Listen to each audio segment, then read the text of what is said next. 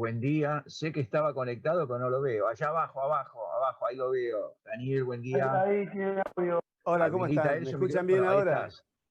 Bien, ¿cómo están ustedes? Buenos días, bienvenido. No, por el contrario, un placer, gracias a ustedes Toca por hacer la la invitación. presentación de un querido amigo de la facultad, del Colegio de Abogados, Daniel Vítolo. Creo que es conocido por todos, pero siempre por protocolo vamos a hacer una brevísima introducción. Es abogado, es profesor titular de la materia de Derecho Comercial en la Universidad de Buenos Aires y es autor de numerosos libros, muchísimas publicaciones. Lo estamos viendo ahora en Zoom, es un experto en Zoom porque lo estamos viendo en muchísimas disertaciones en forma permanente, asistente a la mayoría de los congresos de materia mercantil, así que imposible enumerar la gran cantidad de obras que ha publicado.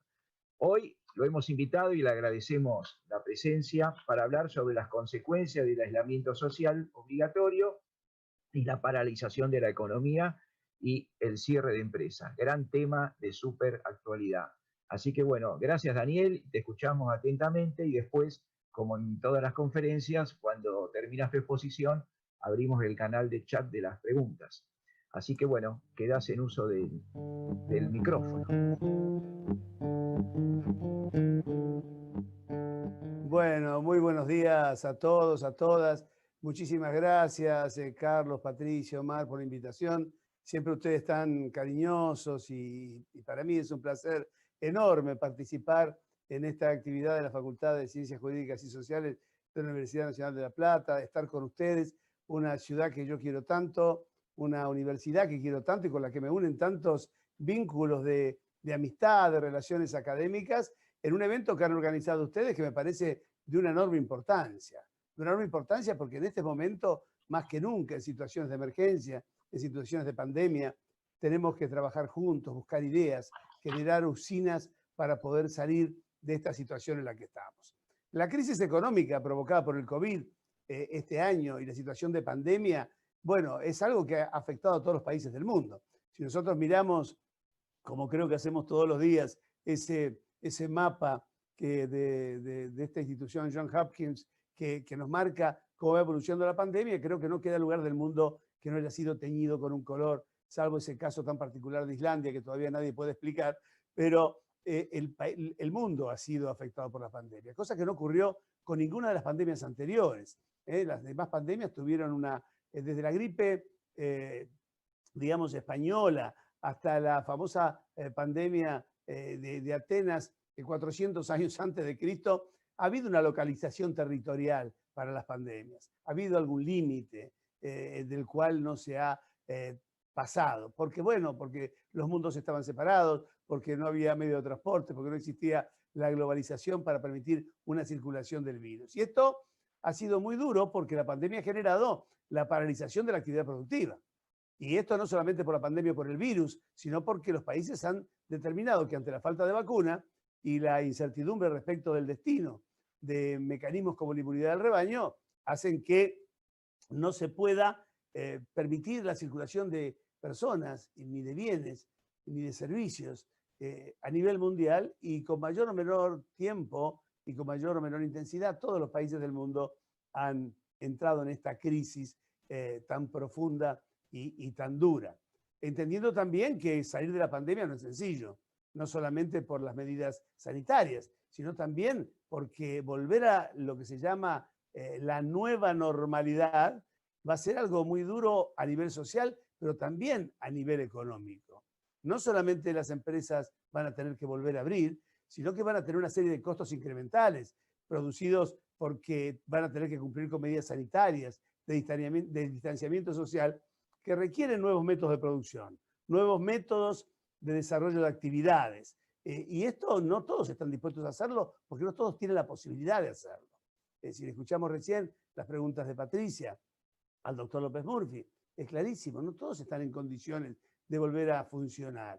Es más, las familias, los trabajadores autónomos y muchos empleados públicos y privados, más los privados que los públicos, y trabajadores informales han recibido un impacto económico y pandémico que incluso en Europa se empezó a generalizar como un estado generalizado de insolpandemia. Es decir, esta nueva palabra a la que nos estamos acostumbrando la insolvencia generada por la pandemia. En el caso de la República Argentina, particularmente, se piensa, recién lo acaban de escuchar, de López Murphy, él habla entre 100.000 y 300.000, o 100.000 y 150.000 empresas que van a cerrar. El Ministerio de Trabajo ha contabilizado cerca de 400.000 empresas pequeñas y privadas que no están en condiciones de reactivar ni de volver a la actividad y que están en un estado absoluto de cesación de pagos. Más de 2 millones de familias argentinas están sobreendeudadas y también en un estado absoluto de cesación de pagos. El gobierno nacional lamentablemente no ha visto esta situación y esto, puedo decirles, no es una charla política, sino que es una charla técnica. Yo no me voy a adentrar a hacer una valoración de un gobierno ni de las medidas desde el punto de vista del mérito, la conveniencia o la posición política, sino de un punto de vista técnico. Lo único que se ha hecho en este tiempo es tratar de surfear alguna ola de este distanciamiento y de esta paralización de la economía con medidas digamos, de supervivencia mínima y absolutamente ineficientes. Porque, a ver, todavía fíjense que no hay una iniciativa después de 120 días de aislamiento y de paralización absoluta del país, de dictar una ley de emergencia económica donde se contemplen el tratamiento y la búsqueda de mecanismos para solucionar los conflictos derivados de la pandemia en materia de relaciones patrimoniales, para arreglar la ruptura de la cadena de pagos, para ver qué ocurre con el cierre de empresas y comercios y el quiebre absoluto de la mayoría de las relaciones jurídicas patrimoniales. Gente que está endeudada por servicios que no recibe, la escuchamos a Patricia. Empresas que no pueden abrir, que tienen personal que no pueden despedir, pero a los cuales tampoco les pueden pagar los sueldos, porque también la ayuda que el Estado da en este sentido no es lo suficientemente omniabarcativa. Es decir, hoy estamos nada más que con una ampliación de una emergencia sanitaria que había sido declarada por la ley 27.541. Tenemos con una ayuda a algunos sectores vulnerables de la población a través de un ingreso familiar de emergencia llamado IFE, que llega tardíamente y en algunos casos ni siquiera llega. La implementación de un programa de asistencia de emergencia al trabajo y de producción, las llamadas ATP, que tampoco llegan. Y después medidas que son absolutamente parciales y en algunos casos arbitrarias, como es, por ejemplo, disponer que hasta el 30 de septiembre los créditos hipotecarios sobre inmuebles destinados a vivienda que estén bajo el régimen del sistema UVA, bueno, no se pueden indexar o hay que postergar y refinanciar el aumento, y lo mismo con los prendarios. Ahora, ¿por qué no otros créditos hipotecarios u otros bienes? El comerciante cerrado, ¿por qué le pueden ejecutar el inmueble y al señor que tiene la vivienda no, si están afectados por la misma pandemia? Suspender la ejecución de sentencias judiciales, no hacía falta decirlo. Si estamos con la justicia cerrada hace 120 días, ¿quién puede ejecutar algo? Ni siquiera hacía falta una norma para este sentido. Y bueno, ninguna medida se ha tomado respecto a la situación de crisis estructural. Y el Congreso tampoco le está mirando. Y lo que están tratando de hacer desde la doctrina y algunos sectores empresarios y políticos, se lo ha escuchado al jefe de gabinete, y hay más o menos entre 9 y 10 proyectos legislativos de reformar parcialmente la ley de quiebras, son iniciativas que no tienen ningún anclaje con la realidad. Porque pensar que, qué sé yo, por ejemplo, veamos uno de los proyectos, suspender por 180 días las ejecuciones en los concursos preventivos. Si ya están suspendidas y los plazos los van a tener que rearmar, no tiene ningún sentido, esto no va a arreglar nada. Suspender medidas cautelares en los concursos, ¿qué va a arreglar? Nada. Que los deudores en concurso preventivo puedan rediseñar las propuestas, pero esto es evidente, todos van a rediseñar la propuesta si esto cambió. Que cuando los que están cumpliendo un concurso preventivo reabran el concurso para volver a renegociar el acuerdo. ¿Qué quieren? Un segundo concurso adentro del concurso. ¿Qué quieren? 300.000 empresas presentándose en concurso preventivo, todas juntas y colapsando el sistema de justicia. Por más que hagan sencilla la operación como ocurrió en Colombia, por más que hagan una simplificación como el caso de Perú, aunque se simplifique, aunque le quitemos pasos, aunque achiquemos digamos, los términos del proceso, ¿qué arreglo es que vayan 300.000 personas a los tribunales el día que se abren los tribunales en la pandemia para buscar una solución? Ninguna. Y aparte, si la encontraran, ¿qué van a negociar con sus acreedores? Si no tienen nada para ofrecerles, si están cerradas, si no pueden producir, si no han producido por 120 días. Entonces, esto es absurdo. Acá hay que poner una fecha de corte y hay que entender que esto es una catástrofe, que esto es una emergencia y que esto es peor que una guerra, porque el teatro de operaciones en las guerras es localizado territorialmente. Y aquí es una cuestión que afecta al mundo entero.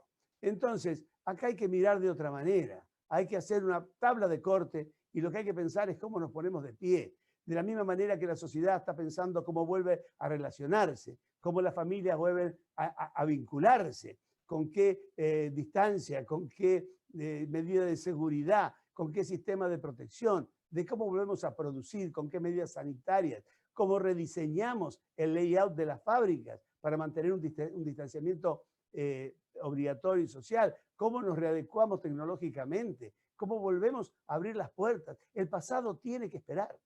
Tiene que esperar. Acá hay que hacer una bolsa completa con la deuda prepandémica y pandémica. Hay que meterla en una bolsa y tirarla hacia adelante y reestructurarla y reperfilarla de una manera global. Esta es la verdadera solidaridad. La verdadera solidaridad es esa. Es decir, hacer un neteo entre créditos y débitos de todos los ciudadanos y de todas las empresas, colocar todo en un gran paquete y rearmarlo. Pero si el país mismo le está diciendo a los acreedores que la deuda que tiene vencida por 80.000 millones de dólares le va a pagar la mitad y hasta el año 2047. Estamos mandando 27 años adelante la deuda y queremos que vayan a concursos preventivos los restaurantes, las carnicerías, los pequeños comercios, las pymes y las medianas empresas. Esto es totalmente absurdo. Acá hay que darse cuenta que cambió el mundo, que cambiaron las estructuras, que venimos a una nueva realidad y que los remedios que conocíamos no sirven para esta realidad, porque aquí no es un problema de la deuda.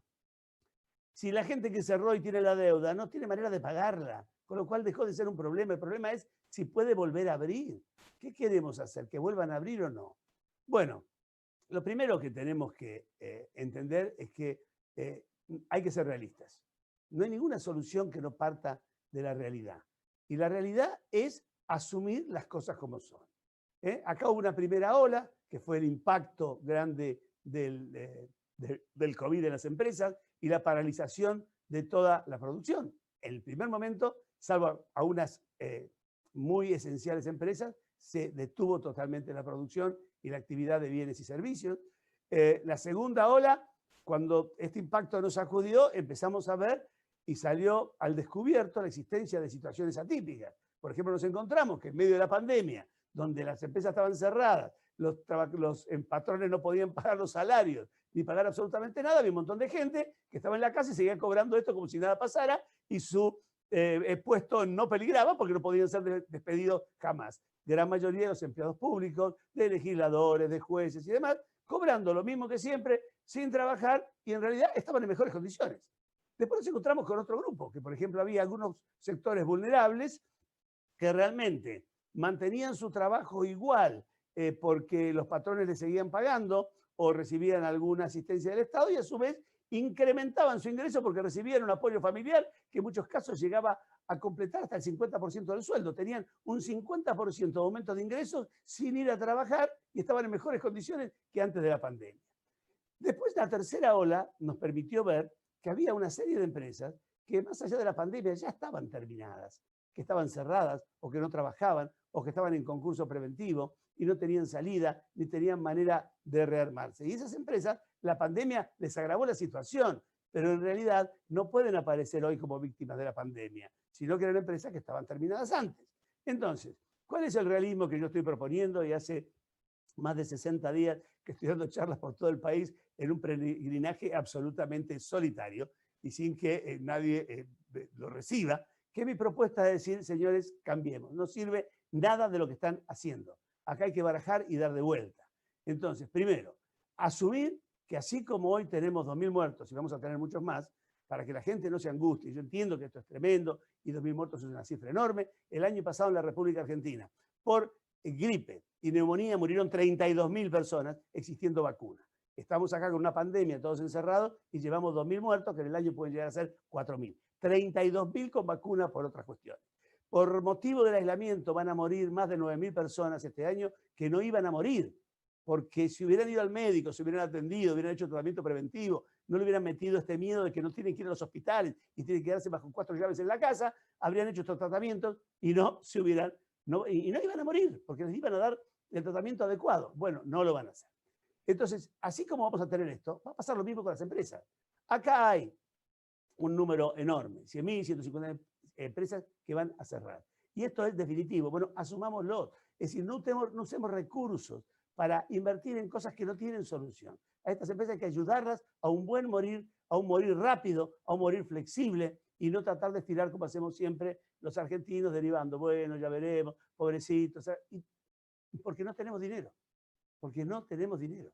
Pensemos que en el mundo ya está establecido estadísticamente que al terminar esta pandemia, si termina en tiempos medianamente razonables, van a cerrar más de 230 millones de empresas y se van a perder más de 1.250 millones de puestos de trabajo. ¿Qué pensamos? ¿Que la Argentina nos va a tocar? Porque el Papa es argentino, porque Dios es argentino. No es verdad. Vamos a tener un sufrimiento de esta naturaleza. El tercer error que no debemos cometer, y que es típico de la Argentina y típico nuestro, porque tenemos este tema de que no podemos sacarnos un tema de culpa que arrastramos durante años, es que, señores, no hay que invertir absolutamente un solo peso, ni dar un solo crédito para pagar deudas. Esto no sirve, porque si yo tengo una fábrica y me dan un crédito a pagar en 5 años, en 10 años, para que yo pague la luz de los últimos 3 periodos que debo, no me hace nada eso. Yo necesito esa plata para rearmar mi fábrica, para volver a abrir, para comprar materia prima, para arreglar las máquinas, para contratar nuevo personal. Entonces, no funciona. Esto hay que hacer un corte y todos los fondos son para volver a la actividad. Y el pasado tiene que esperar.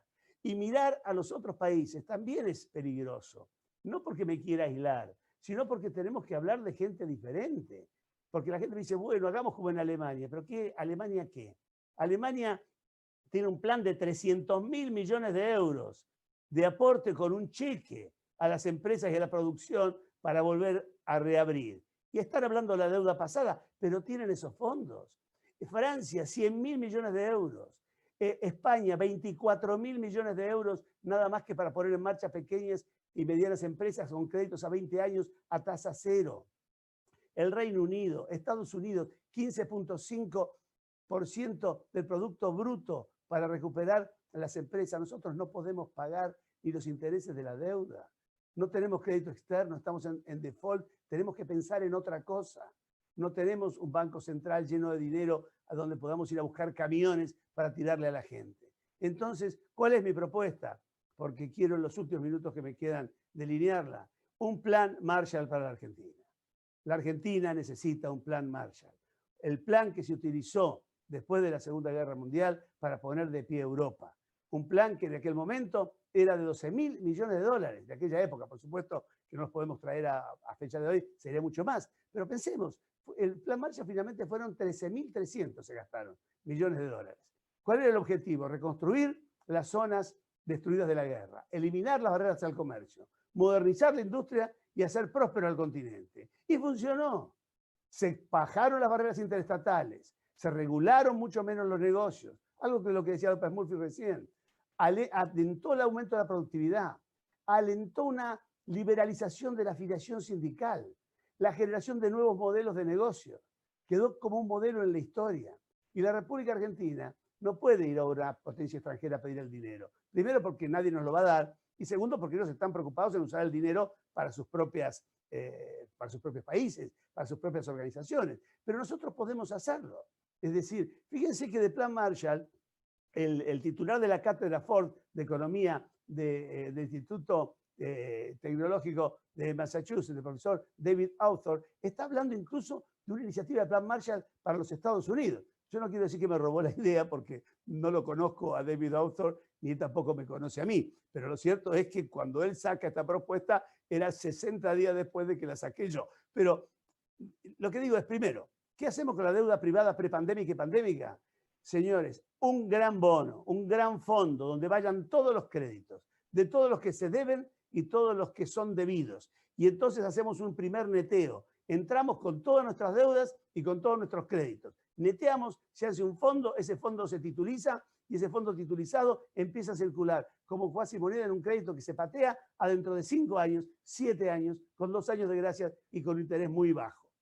Segundo, ¿qué hacemos con las familias sobreendeudadas? Otro bono, hacemos exactamente lo mismo y aparte es más fácil, porque más del 60% de la deuda de las empresas, de las familias argentinas es con instituciones financieras, a través de la concentración de deudas por sistemas de consumo de tarjeta de crédito. Es decir, sus deudas, que son del diario vivir, están concentradas en un sistema financiero por vía de bonos de descuento, programa de descuento, tarjeta de fidelidad, tarjeta de crédito, tarjeta de débito, entidades financieras. Se hace otro bono y también lo reperfilamos a 5 años, a 7 años, 2 años de gracia, y entonces ahora sí utilizamos los fondos que quedan en el Banco Central, los pocos fondos, no para gastarlos, sino como garantía. ¿Para qué? Para hacer el gran bono de reactivación empresaria y de activación económica, al cual se le da característica de cuasimoneda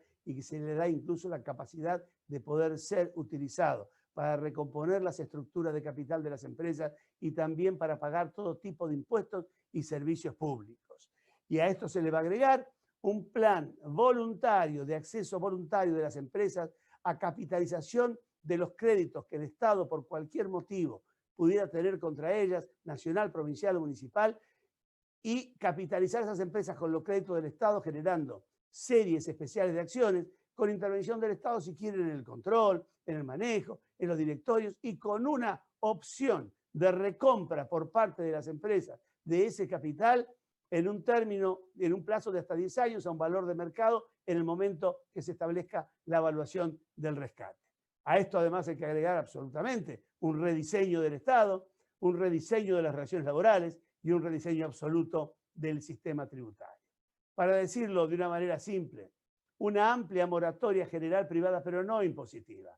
Moratoria de todos y todas, moratoria de todas las deudas y créditos prepandémicos y pandémicos. Y la afectación de los recursos disponibles solamente para reactivar la actividad productiva, asistir a los sectores vulnerables de la sociedad, y todo esto tiene que ser consagrado por una ley extraordinaria de emergencia pública en lo económico, financiero, social y crediticio.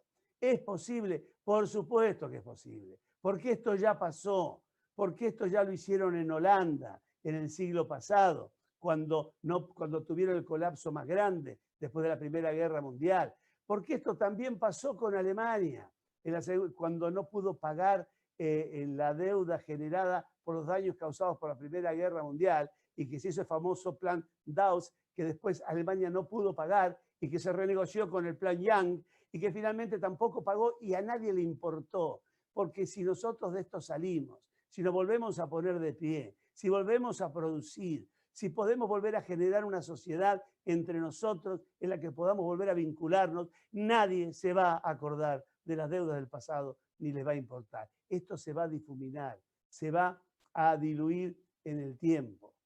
Miren Alemania hoy y miren lo que fue Alemania después de 2 guerras mundiales y qué hicieron. El pasado, el daño que habían hecho. Bueno, fue una deuda que se consolidó, que se reperfiló y que el tiempo fue diluyendo. Y hoy a nadie se le ocurre en Alemania pensar si debe algo de la Primera Guerra Mundial o si debe algo de la Segunda Guerra Mundial. Y es un país que es líder dentro de todas las potencias europeas y dentro de la Unión Europea y del mundo en general. Acá hay que apoyar el ponerse de pie, el volver a repensar cómo salimos de esto, y el pasado tendrá que esperar. Y yo les puedo garantizar que en la medida en que nosotros seamos capaces de generar un instrumento, de generar un camino, de generar una salida para volver a funcionar, volver a generar flujos, a nadie le va a importar el modo en el cual se refinancia o se reestructura el pasado si se nos da tiempo. Un país que dice que va a pagar la mitad dentro de una sola parte de la deuda, porque nosotros debemos 350.000 millones de dólares y lo que está en default virtual son nada más que 80.000. Si decimos que de esto pagamos la mitad y a 27 años. Pero ¿qué le podemos pedir a la gente que haga? Que pague igual, que ignore que hay una pandemia. Es totalmente absurdo. Hay que subirse a esa misma idea y volver a trabajar y volver a salir hacia adelante. Y esto es posible, absolutamente que es posible, porque aparte es totalmente posible incluso con lo que tenemos hoy. ¿Cuánto debemos? Bueno, yo les digo, las empresas pequeñas y privadas tienen una deuda de un poquito más de 10.000 millones de dólares en conjunto. Pero no toda la deuda esa está en default, porque hay cosas que algunas siguen pagando. Es decir, en default estarán 5.000, 6.000 millones. Las familias, ¿cuánto deben? Las familias argentinas deben 19.000 millones de dólares. Pero no tienen los 19.000 millones en default. Hay mucha parte de la deuda que están pagando. Y entonces, ¿qué hacen? Los que están en default serán 5.000, 6.000 millones. Tenemos que reconstruir cerca de 10.000, 12.000 millones para arreglar la deuda de pequeñas y medianas empresas y familias. Esto es lo que hay que reperfilar a largo plazo. Y el tema es que tenemos los fondos para hacerlo. Pensemos en las familias, por ejemplo. Ustedes saben que las familias hoy, su deuda equivale aproximadamente a un promedio de 3.2 ingresos mensuales. Es decir, las familias están 3 meses, .2 atrasados respecto de su posibilidad de pago. Si las hibernáramos y no consumieran nada, y no hicieran nada y no gastaran nada, estarían en 3 meses y medio, más o menos, volviendo a recuperar su estado original en cero. Pero esto es imposible, porque tienen que seguir viviendo y tienen que seguir funcionando. Estos 20.000 millones que son necesarios de reorganizar son fácilmente organizables a través del bono, porque eso, con el neteo que se hace en el fondo de créditos y débitos, ya va a bajar muy sustancialmente. Este bono con una garantía del Estado que lo puede respaldar. El Banco Central tiene hoy 43.000 millones de dólares de reserva, si bien no son todas de libre disponibilidad, tiene el swap con China, que es significativo, tiene una parte que recibió del Fondo Monetario para nivelar el tipo de cambio, tiene reservas internacionales que son intocables, es decir, hay respaldo para hacerlo. No para sacar los fondos hoy, pero sí para garantizar un reperfilamiento de deuda a largo plazo. Y para volver a poner en marcha la economía, no necesitamos más que el dinero de aquel plan Marshall. Hoy la Argentina, entre 12.000 y 13.000 millones de dólares que se puedan generar a través de un bono de reactivación de largo plazo, perfectamente se puede poner de pie. Con ese dinero alcanza para volver a reestructurar. Claro, lo que pasa es que si no reformamos también las estructuras básicas de producción, de consumo, del sistema tributario y demás, va a ser muy difícil. ¿Cuál es mi mensaje? Un mensaje de esperanza. Primero, de la pandemia se sale, salieron todas. Salió la gripe española, salió la gripe rusa, salieron las 6 pandemias del siglo XX, salieron el cólera, la peste negra, la gripe antoniana, de toda la humanidad salió. Y salió fortalecida. Y salió la gran mayoría de la humanidad. Los que murieron fueron los menos. Este virus tiene un índice de letalidad mucho menor que el de las pandemias anteriores. Es decir, de esto vamos a salir, tranquilos. ¿Vamos a pagar un costo en vidas? Sí. ¿Vamos a pagar un costo económico? Sí. ¿Se puede salir? Sí. Pero depende de nosotros. Así que, y en lo económico es lo mismo. Ahora, claro, si nos empecinamos en no hacer nada, o en pensar que la solución es decir que haga una moratoria impositiva, a la gente lo que menos le importa ahora son los impuestos, no le importa nada los impuestos, no los puede pagar, no tiene dinero, no tiene ingresos, que le digan, bueno, me los puede pagar en cuotas, pero olvídate, no te voy a pagar porque no puede pagar. Hay que ponerla de pie de vuelta y recién después conversemos cómo paga. Es decir, creo que tenemos que sacarnos y de vestirnos de ideologías, de intereses políticos, de mantener posiciones extremas, de creer soluciones mesiánicas. Acá no hay que adherir a ninguna doctrina. Nuestra lucha no puede ser ni contra una doctrina, ni contra una ideología, ni contra una manera de ver el mundo. La lucha que hoy se impone en la República Argentina es una lucha contra el hambre, contra la pobreza, contra la desesperación, contra el caos. El objetivo tiene que ser la vuelta a una vida razonable de relación y a una economía operante, de forma que permita la aparición de condiciones políticas y sociales, donde podamos, a través de instituciones libres, volver a reconstruir una nación que ya venía golpeada, que ya estaba destruida, y que la pandemia termina de darle un golpe de gracia muy, muy fuerte. Y esto no puede hacerse por pedazos. Cualquier ayuda, cualquier plan debe procurar una cura definitiva. Los alivios, los paliativos no sirven. Lo que pasa es que para tomar enfrente una cura es un acto de valentía muy grande. Curarse, decía un famoso filósofo, un sacerdote jesuita que vivía en la India, decía, curarse es un acto de valentía. La gente, en la mayoría, no quiere cura, quiere solamente alivio para su dolor. Porque curarse es asumir una responsabilidad muy grande, es sufrir, es pasar por el trauma, es privarse de muchas cosas para tener finalmente una salud importante. El alivio nos permite seguir esperando, pensando que alguna solución mágica va a llegar. Señores, la solución no está en la ley de quiebras, la solución no está en medidas parciales, en decirle a la gente que impuestos inequitativos y que no puede pagar, los va a poder hacer en 120 cuotas mensuales con una tasa de interés moderada. El señor no tiene dinero ni siquiera para trasladarse al negocio cerrado y abrir la cortina y piensan que está preocupado por el impuesto. A nadie le importan los impuestos. Los desafío a ustedes, todos los que escuchan, los que tienen empresas. ¿Quién está preocupado por el adelanto de bienes, de impuesto a la ganancia del año que viene? Nadie. Si lo que estamos viendo es cómo hacemos, por ejemplo, los abogados para abrir los estudios jurídicos. 120 días mi estudio jurídico cerrado, facturación cero. Empleados, trabajadores, servicios, agua, luz, gas. Pagamos lo elemental, lo que podemos. Los salarios. No estamos pensando. Yo quiero, déjenme abrir y volver a trabajar. El pasado no sé qué vamos a hacer. Los clientes que me deben, ya veremos. Le buscaremos la vuelta. Necesito volver a trabajar. Y esto necesitamos todos. Estamos frente a una cosa única. Nunca pasó. Los mecanismos que históricamente utilizamos, por ejemplo, en la crisis del 2001, tampoco sirven. Hoy yo cuando escucho que la gente dice, bueno, repitamos lo del 2001, pero a esta gente no le pasó un día. No entendieron que no es igual, que el hombre que se quedó sin trabajo en el 2001 y que no sabía qué hacer, tenía el trueque y entonces iba a un galpón y llevaba milanesas y se llevaba aceite y llevaba, no sé, una torta y se llevaba una herramienta. Hoy no pueden reunirse porque hay distanciamiento obligatorio. La gente no se puede juntar. Esas salidas no están. Una especificación asimétrica. Si la gente no está endeudada en dólares. Esto varía bien para la convertibilidad, que esto permitía reacomodar cosas. Hoy esto no puede servir. Acuerdo preventivo extrajudicial. ¿Cómo voy a negociar con mis acreedores si no los puedo ver? Si no los puedo visitar. ¿Qué hago? Hago un Zoom con los acreedores. Busco y trato de buscar un Hangout o un Google Meet con un señor que me debe o al que le debo. Esto hay que pensar en otras cosas. Hay que pensar en otra mirada. En el 2001 las fábricas estaban abiertas, llenas de problemas, endeudadas, abiertas. Acá estaban cerradas antes de la pandemia. Así que, ¿de qué estamos hablando?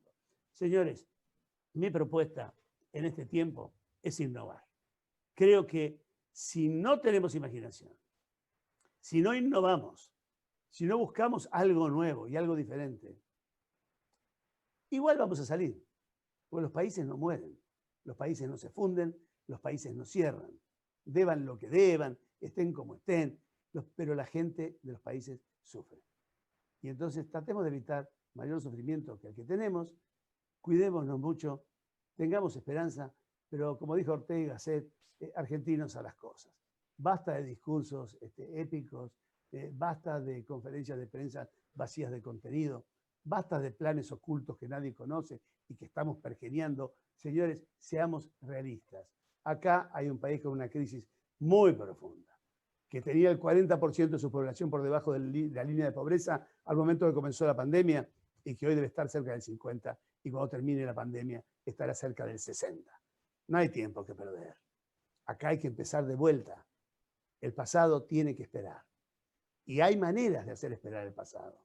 La solibernación, o esta idea mágica que si por 180 días o 300 días suspendo todo, las cosas se van a arreglar por su cuenta.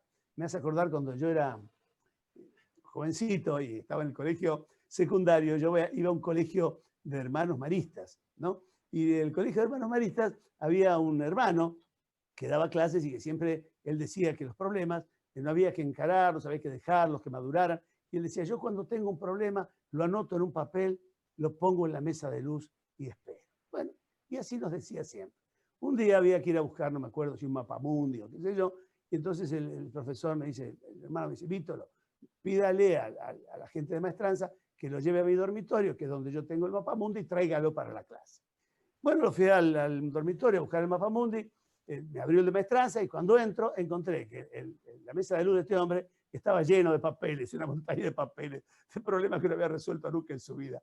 Y que por supuesto se habían agravado todos, porque con dejar el papel y esperar el tiempo o hibernar no hacemos nada, porque el tiempo es neutro. Si con el tiempo no se hace nada, el tiempo no dice nada. Hagamos cosas con el tiempo. Esto es posible y tenemos el talento para hacer esto. ¿Cómo no vamos a poder diseñar los argentinos 3 bonos para salir de esto si somos los especialistas más grandes del mundo en bonos? Hace siglos que hacemos bonos, que no los pagamos y que lo hacemos con nuevos bonos y renovamos nuevos bonos y seguimos de pie. ¿Cómo no vamos a tener gente para hacer esto? Están los equipos técnicos, pongámoslos a trabajar, pero tratemos de innovar. Y les dejo el mensaje que vengo trayendo durante este tiempo, que es, ¿hay un riesgo en innovar? Por supuesto que sí, pero lo claro es que en este tiempo difícil, el mayor riesgo es no innovar. Mil gracias por esta invitación. Me encantó estar con ustedes, compartir ese tiempo, y bueno, como mi tiempo ya se acabó, lo que le digo a Carlos y a Omar y a Patricia es que me pongo a disposición por si hay preguntas o inquietudes de alguno de ustedes.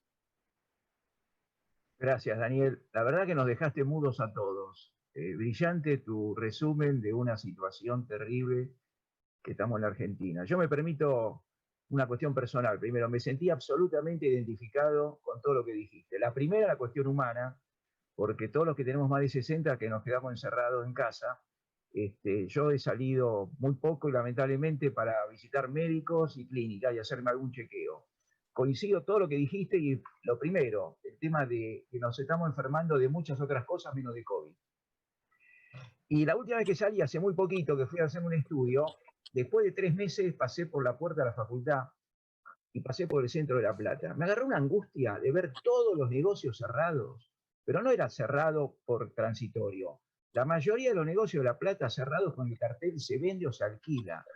Gente que ya no vuelve más, lo que dijiste vos, ya no tienen retorno, se fueron. ¿De qué estamos hablando? ¿De qué le vamos a dar moratoria a quién? ¿Al que se fue, al que cerró? Todos los empleados que estaban en esos negocios perdieron su empleo. ¿De qué les vamos a hablar?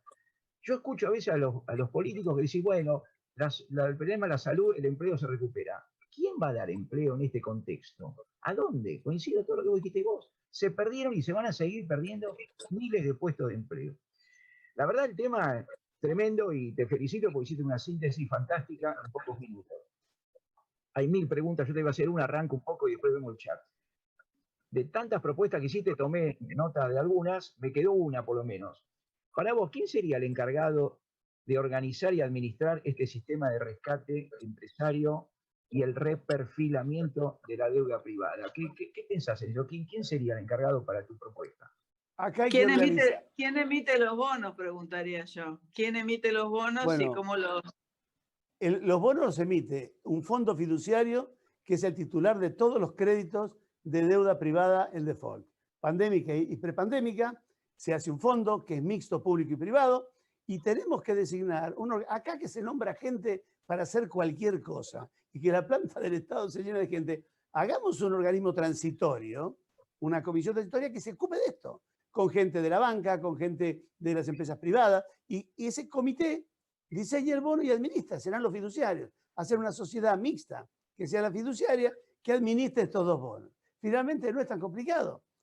Pensemos que estamos hablando de 5.000 millones de dólares de deuda privada de empresas en default, otros 5.000 de deuda de familias, ¿no es cierto? Que aparte, dándole esto, recuperan inmediatamente la capacidad de consumo, sobre todo aquellas que tienen el sistema de descuento de bono por planilla.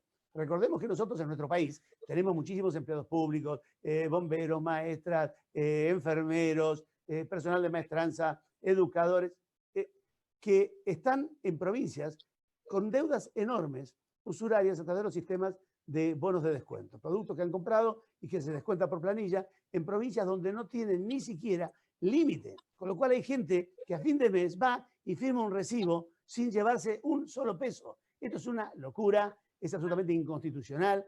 venimos conviviendo con esto. Nadie quise ponerle el cascabel al gato, porque, por supuesto, todos los que tienen el acceso al descuento por planilla tienen un convenio con el Estado, y el convenio con el Estado sabemos cómo son, con los intereses políticos y demás. Entonces, terminemos con esto. Esta gente recupera el consumo inmediatamente. Si yo le paro todos los débitos, le devuelvo la capacidad de crédito y le reperfilo todo para atrás, pero a su vez, al que tiene que recibir esto, también se le reperfila. Y porque a él también le deben, y él también debe. Entonces, bueno, esto quiere emitir los bonos, estos fondos fiduciarios, y tienen que ser una sociedad mixta y privada, que sería perfectamente una sociedad fiduciaria, que es la que emite el bono con garantía del Estado. Y la gente dice, bueno, de vuelta el Estado va a pagar. No, porque finalmente, primero va a haber un neteo, y entonces lo que eran 5.000 o 7.000 van a terminar siendo nada más que 3.000, ¿no es cierto? Porque van a netear adentro del fondo créditos y débitos. De esto no todo se va a perder, porque hay créditos que son recuperables, hay gente que tiene bienes, hay gente que realmente volverá a producir, hay gente que no, con lo cual si finalmente alguien no paga y el Estado tiene que pagar, será una sola parte, pero el Estado tendrá también créditos contra estos sujetos, que fueron los que se dieron los créditos al fondo. Y aparte, si ustedes me preguntan, bueno, ¿cómo diseña usted el bono? A ver, yo no soy diseñador de bonos, lo que digo es, esto es posible, traigamos a los arquitectos. Es decir, cuando, no sé, cuando los romanos trataban de sitiar una ciudad, el estratega romano se paraba arriba del monte y decía, atacamos por la muralla sur, el otro por la muralla norte y volteamos la puerta. Cuando decían, bueno, ¿cómo hacemos, jefe? Entonces él decía, que vengan los ingenieros. Y entonces hacían las torres, rodeaban la muralla, hacían una segunda muralla sobre la primera muralla. Es decir, acá esta es la idea, llamemos a los mejores. Economía de negro quedaría fuera. ¿Eh? Economía de negro quedaría. No, para economía negro tenés el blanqueo. Pero un blanqueo serio, no un blanqueo que te digan, tráigalo que no le pongo más impuestos y después le pongo el impuesto a lo que blanquearon. Entonces me engañaron, nadie más va a blanquear. Es decir, tenemos que hacer un blanqueo para la economía informal también, en la deuda informal. Y si no, aunque quede afuera, por lo menos hemos matado una gran parte. Sí, la persona que tiene, esa persona que tiene parte de economía blanca, parte de economía negra, si yo le arreglo lo blanco, bueno, lo negro veremos. Y aparte, en la medida en que yo hago el fondo, yo, por ejemplo, se puede hacer un blanqueo para entrar al fondo. Esto sería una muy buena idea. Hacer un blanqueo no general, sino blanquee el que quiere entrar al fondo fiduciario. Y entonces, aquel que es negro a lo mejor no puede demandar, no puede hacerlo, entra con una quita, con lo que fuera, al fondo fiduciario y blanquea la creencia. El blanqueo se produce ahí y se reactiva la economía. Y por supuesto, ¿hay gente que va a quedar afuera? Sí. ¿Es para todos? No, alguien no podrá hacerlo, no llegará, pero acotamos el problema. Esto es lo mismo que tenemos con los contagiados, no contagiados, los aislados o no aislados. A ver, los testeos. Sí, por supuesto, cuanto más testee, más contagiados voy a tener. Pero, y con el testeo no llego a todos, pero por lo menos voy identificando focos y voy aislando y voy bajando la contingencia. Y esto es lo que hay que hacer en materia económica. Miren ustedes, yo los invito a que vean todos los trabajos que hay sobre las 4 olas de la pandemia en materia sanitaria. Y bueno, yo tengo un artículo publicado ahí en el REPAR, con este plan Marshall, con estas ideas, donde hablo también de las 4 olas empresarias que son equivalentes y que van juntos con las olas sanitarias. Es decir, la ola viene, trae un montón de cosas, después se retira. Y vemos en la playa. Es decir, ya lo que mojó, lo que golpeó, lo que impactó, pero cuando la ola se retira, volvemos a ver la arena en la playa y aparecen nuevas cosas, ¿no? Y aparecieron empresas que están hablando todo de la pandemia y estaban muertas antes de la pandemia, no tienen nada que ver con la pandemia. Empresas que no tienen vuelta. Bueno, no le demos más vuelta. Por ejemplo, la moratoria impositiva para empresas en quiebra para que hagan un avenimiento. Si está en quiebra, está liquidando. ¿Qué avenimiento va a hacer? Para cerrar la quiebra. ¿Pero qué? ¿Va a volver a trabajar? ¿Con qué capital de trabajo? Es imposible. Hay que ser realista. Acá no hay magia. La gente dice, vuelvan. ¿Con qué? Con el 50% y con límite de asistencia que llega tarde para un sueldo de algunas compañías, que tampoco les sirve a los que tienen, por ejemplo, sistemas de contratación con monotributo, que no voy a discutir ahora si es empleo encubierto o no, porque no es el tema, pero que es una manera también de contratar gente y dar trabajo. Y esos no entran en el sistema de la asistencia. Entonces, seamos realistas y tengamos anclaje con la realidad. Lo que pasa es que el Congreso está conversando sobre cosas que no son las que conversa la gente. Fíjense, en medio de la pandemia, con toda la crisis, la gente dice, no hay un proyecto de ley de emergencia y sacamos una ley de alquileres. En un momento nadie alquila, está todo paralizado el mercado inmobiliario. ¿A quién le interesa la ley de alquileres? A mí me invitaron a dar unas charlas sobre la ley de alquileres, ¿no? Lo hice con gráficos y con todo esto, muy interesante. El editorial me dice, no, muy, muy buena, pero sabe que la gente no se enganchó mucho. Pero, por supuesto, ¿a quién le interesa la ley de alquileres hoy? Dice, bueno, bajamos las comisiones de los inmobiliarios, pero ¿a quién le interesa ese tema hoy? ¿Quién está pensando en pagar una comisión a un martillero por alquilar un inmueble? Hoy no es el tema de discusión. Porque no se ocupan de las cosas que realmente necesita la gente. Una ley de emergencia para salir de esto. Y si no la hacemos ahora, ¿cuándo la van a hacer? 120 días, pero tuvieron 120 días para hacerla. O no tenían idea que esto iba a pasar. Ya todos los países del mundo la están sacando. Alemania la sacó, Colombia la sacó, Chile la sacó, Ecuador la sacó, España la sacó, Francia la sacó, Estados Unidos no la sacó porque es mucho más práctico. Mandan el cheque. El 1 de mes la gente amaneció, un montón de americanos, con sus cuentas de banco llenas de dinero. ¿Qué les pusieron? No necesitan una ley. Mandan el dinero. Nosotros no podemos hacer eso. Hay varias preguntas, pero nos queda poco tiempo, así que leemos alguna. Yelén, ¿me ayudás? ¿Estuviste buscando? Leo una de Gustavo Bulallín. ¿Cree que Víctor lo que existe el liderazgo y acuerdos políticos necesarios para implementar las medidas propuestas? Bueno, estas son las circunstancias donde los funcionarios se reciben de funcionarios, donde los presidentes se reciben de presidentes, donde los jefes de partido se reciben de jefes de partido. Pero realmente, no sé, la agenda argentina es tan curiosa, tan particular y tan, digamos, desarraigada de la realidad, que en el momento que estamos viviendo con esta crisis tremenda, un presidente de un partido, el principal partido de oposición, la propuesta que tiene es independizar y hacer una república independiente con una provincia, me parece que estamos, no sé de qué estamos hablando, ¿no es cierto? Y si no tenemos un liderazgo, digamos, presidencial como en este momento que se está discutiendo, los ministros saliendo a decir hay que apoyar al presidente, pero ¿cómo? Un presidente que tiene 6 meses de mandato, que es nuevo, y que hay que apoyarlo de qué, o contra quién. No hay liderazgo. Bueno, es el momento donde la gente se recibe. O se reciben, o bueno, o finalmente no tenían el título, o no tenían la capacidad. Hay que construirlo ese liderazgo. Si contestás en un minuto, te traslado una, porque Dale. es larguísima, pero sintetizala. Hay varias que coinciden, las resumo en una. ¿Qué opinás en general de los proyectos de reforma de la ley de concursos que están en el Congreso?